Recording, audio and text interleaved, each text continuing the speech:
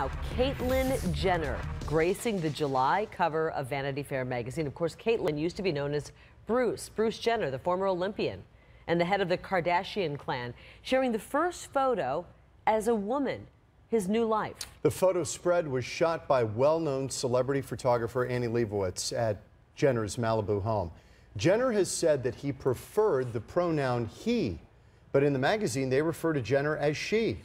Meantime, Caitlyn's new Twitter handle already has 1.7 million followers since going live earlier today. That's more than President Obama got on day one. That is a world record. It's a world record. Fastest growth in Twitter followers. And when you talk to people who are trans, they will tell you that the process of transitioning is the toughest decision they had to make, and yet the best decision they ever made. It is a daunting process. Imagine finding doctors, therapists, businesses that are trans-friendly, learning the steps for legally changing a name. There is a lot to be done, and One Valley Group is there to help with the resource guide for trans men and women. Jill Monier joining us tonight with the story of some of the helpful people who are working to update that resource guide to make it basically as helpful as possible.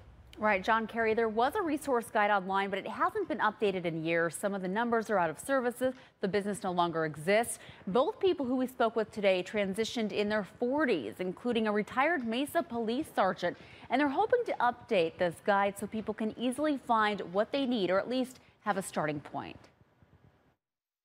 A lot of it is outdated, so it's really important for us to get good doctors and businesses and therapists. Jesse Nyland is working on updating the Trans Spectrum of Arizona resource guide for transgender and gender nonconforming individuals. One of the things I'm doing is connecting with doctors, therapists, surgeons, dentists, pharmacies, and also speakers who would like to be on it. Employment resources, people that are open to hiring trans people, legal resources, information about changing your name, legal documents. Nyland says he used the guide when he transitioned to a man in 2012. When I came out 3 years ago, I found connections to people on the resource guide for support group, for a therapist. He and his girlfriend, Stephanie Sherwood, are both on the board of Trans Spectrum of Arizona. It's a group that provides services and support for transgender individuals, their family, and friends. I joined the Army.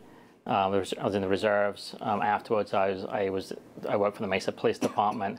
I was married, had 2 sons who are now adults. Retired Mesa Sergeant Sherwood says she used the resource guide to find a counselor when she transitioned to a woman while still working at the police department. The police department accepted it. The chief at the time, Chief Milstead, was very accepting of it. My work was very accepting.